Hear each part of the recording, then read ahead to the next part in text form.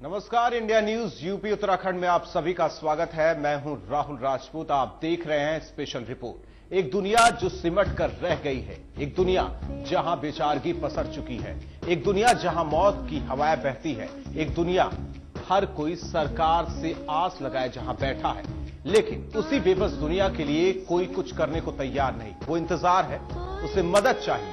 वहां माओ की गोद में औलादें दम तोड़ रही हैं, मातम की चीखें सुन सुनकर कान सुन पड़ जाते हैं। वहां हर ओर बदहवासी है। आपको दिखाते हैं कैसे शिविर बन गए शमशान।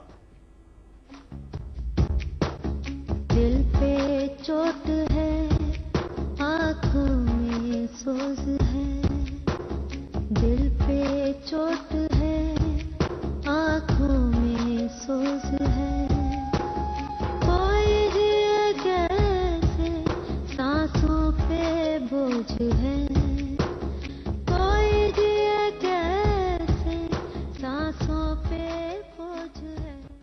पहले दंगों ने हलकान किया, उसके बाद सिस्टम ने सताया।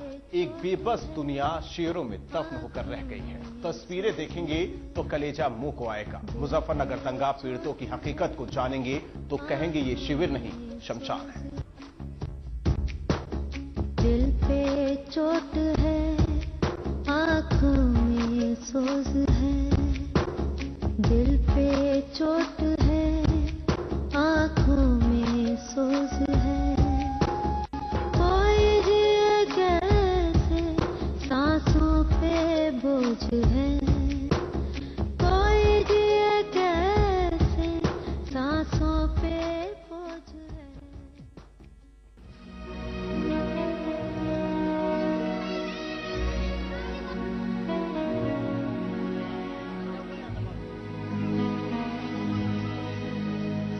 यहां दिन के उजाले में भी मौत का सन्नाटा है।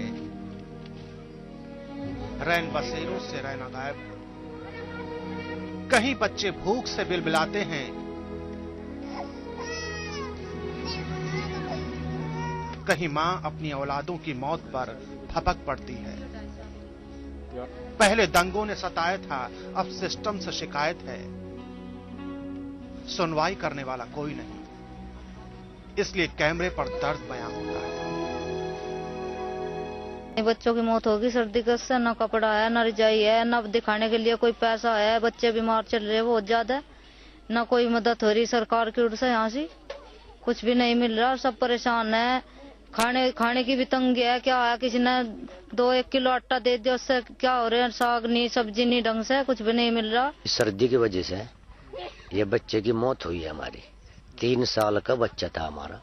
न हमारे पास कोई सर्दी का कपड़ा ओढ़ने के लिए, न कंबल है, न रजाई है, और छोटे छोटे बच्चे हैं, ये भी बीमार है हमारे। और सरकार की तरफ से हमें कुछ नहीं मिला है अभी तक। जाड़ों की रातें जगरातों में गुजर जाती हैं। न जाने वो कौन सी रात हो जब औलाद का जिस्म ठंडा पड़ चुका हो। इसलिए मां अपने बच्चों को आंचल से दूर नहीं करती। बीमारियां इन सरकारी आशियानों में दाखिल हो चुकी हैं। बच्चे चीख चीख कर रोते हैं।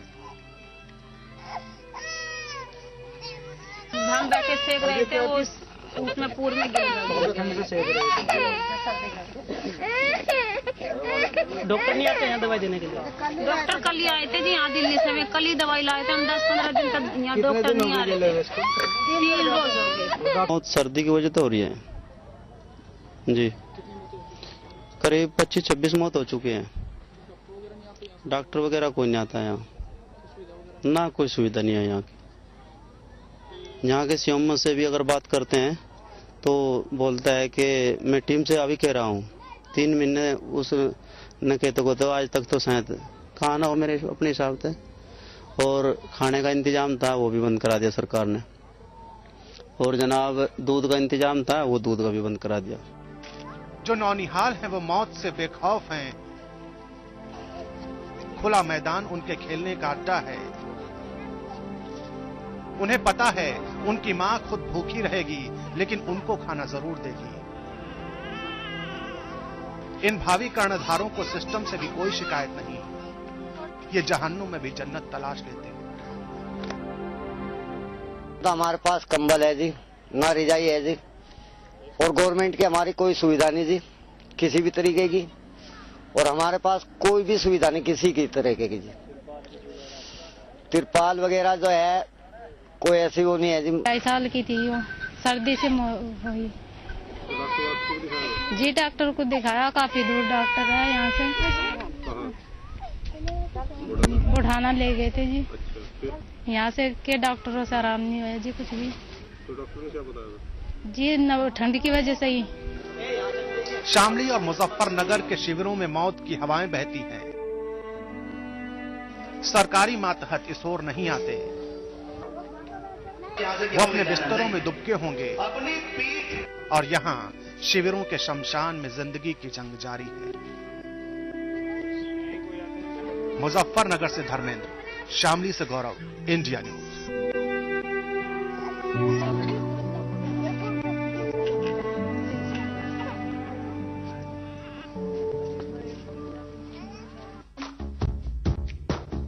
दिल पे चोट है, आँखों में सोज है। दिल पे चोट है, आँखों में सोज है। कोई जिए कैसे, सांसों पे बोझ है। कोई जिए कैसे, सांसों पे बोझ है। ये दर्दनाक तस्वीरें बार बार हमारे जहन को कचोटती हैं, लेकिन सरकार के सिपासलारों के कानों पर जूं तक नहीं रेंगती। मजबूरन सुप्रीम कोर्ट को इस मामले में दखल देना पड़ा है। अदालत ने इस बाबत अपनी नाराजगी जाहिर करते हुए सरकार से जवाब तलब किया है। दिल पे चोट है, आँखों में सोज है। दिल पे चोट है, आँखों में सोज है। कोई जिए कैसे, सांसों पे बोझ है। कोई जिए कैसे, सांसों पे बोझ है।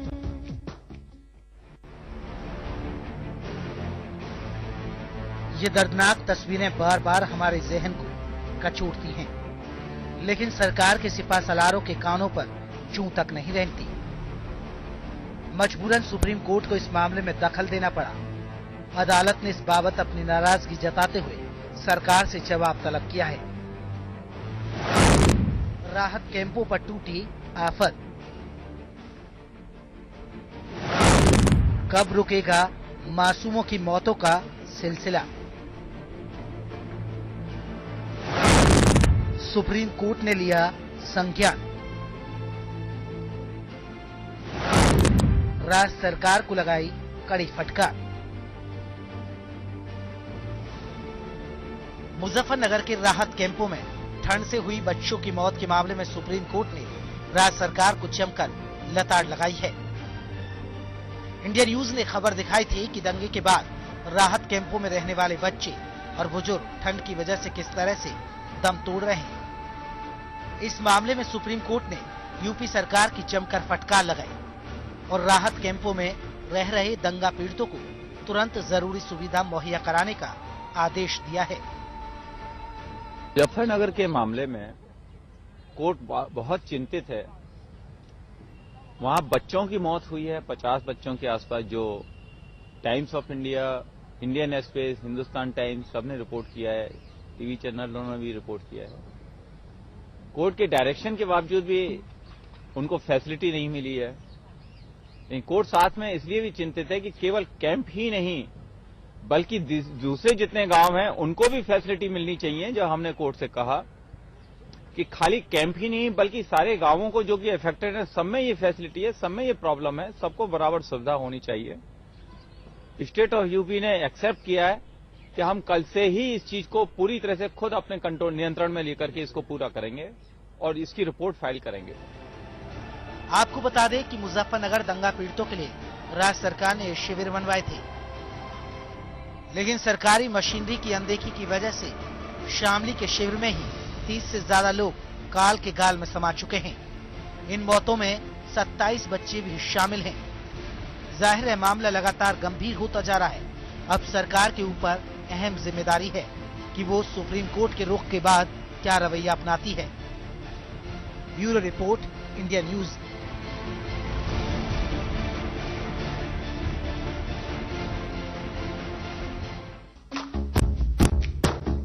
दिल पे चोट है, आँखों में सोज है। दिल पे चोट है, आँखों में सोज है।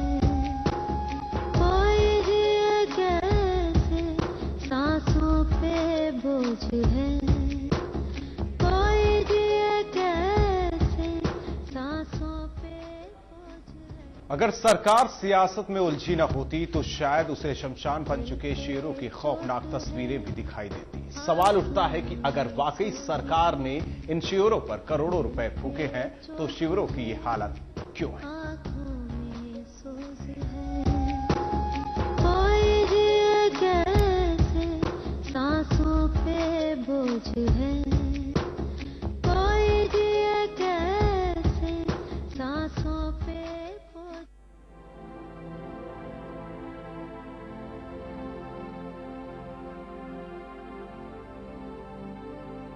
ये वो लिस्ट है जिसमें उन बेगुनाहों की अकाल मौत के आंकड़े हैं जो कुछ रोज पहले इन कथित राहत शिविरों का हिस्सा थी। मुजफ्फरनगर में दंगे भड़कने के बाद यहां लोगों को ठिकाना दिया गया था। रंग बिरंगे तंबुओं में इन्हें सरकार ने शरण दी थी। साथ ही वायदा किया था कि यहां कोई तकलीफ होने नहीं दी जाएगी। जैसे जैसे वक्त का पहिया आगे बढ़ता गया, वैसे वैसे ही इन राहत शिविरों की हालत बदतर हो गई। आलम यह हो गया कि ये शिविर शमशान में तब्दील हो गए। लेकिन सपा के सांसद महोदय के सुप्रीम कोर्ट के संज्ञान के बाद भी ऐसे रुख हैं जिन्हें सुनकर और देखकर आप अंदाजा लगा सकते हैं कि सरकार आज भी किन मुगालतों में जी रही है। हम लोगों को जहां तक सूचना है, हमारे कार्यकर्ताओं ने, लोगों ने सूचना दी, वहां लोगों को पूरी तरीके से राहत में जो कुछ मिलना चाहिए सब मिल रहा है।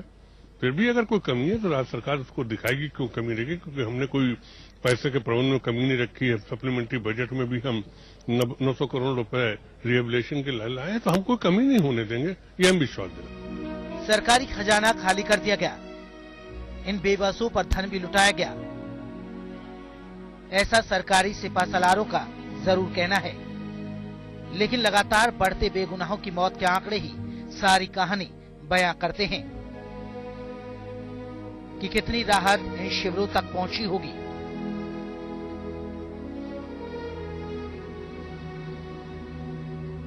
अंदाजा ये भी लगाइए कि जिन दंगों को बीते अभी महज कुछ ही वक्त हुआ है, उनके चंद दिन बाद ही इन शिविरों का रूप किस कदर बदल गया है।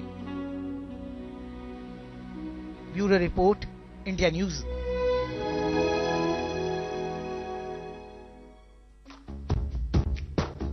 दिल पे चोट है, आँखों में सोज है। दिल पे चोट है, आँखों में सोज है।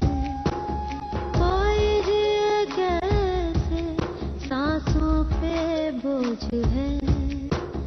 कोई जिए कैसे, सांसों पे बोझ है। लेते हैं एक ब्रेक के बाद भी जारी है स्पेशल रिपोर्ट शिविर बने शमशान। चोट है, आँखों में सोज है।